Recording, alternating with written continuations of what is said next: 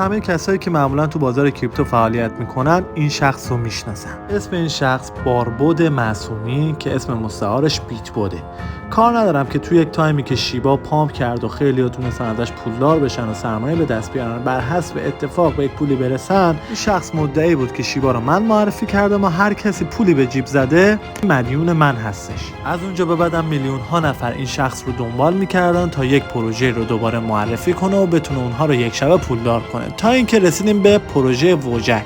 که این پروژه هم ممکنه مثل شیبا بترکونه. با سرمایه $5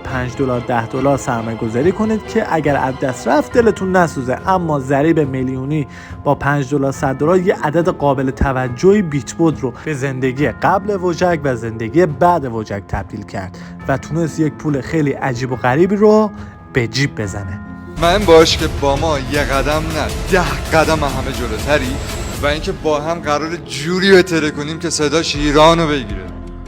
بعد از پروژه ووجک که دیگه فهمید مردم دارن متوجه میشن کلاهبرداری داره انجام میشه، چون میدونست مردم زود فراموش میکنن، 2 سال فعالیت خودشو متوقف کرد و امروزه با یک پروژه کلاهبرداری جدیدتر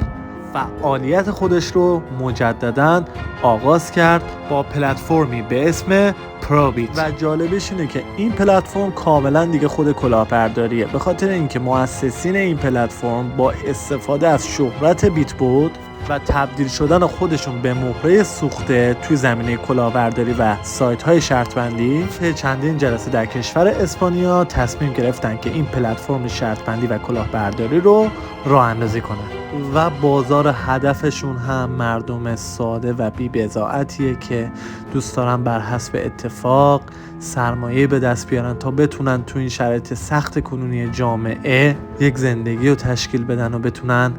بقا داشته باشن و این از همه بی‌انصافی تره که تو جیب این افراد رو خالی کنی. تقریبا 44950 نفر توی 6 ساعتی گذشته 7 ساعت گذشته تلاش کردن که این کانال رو عضو بشن، تو کانال نیومدن. یه عده‌ایشون اومدن تو کانال، مثلا نگاه کنید پیام اول 24000 تا ویو داره که نتونستن عضو بشن.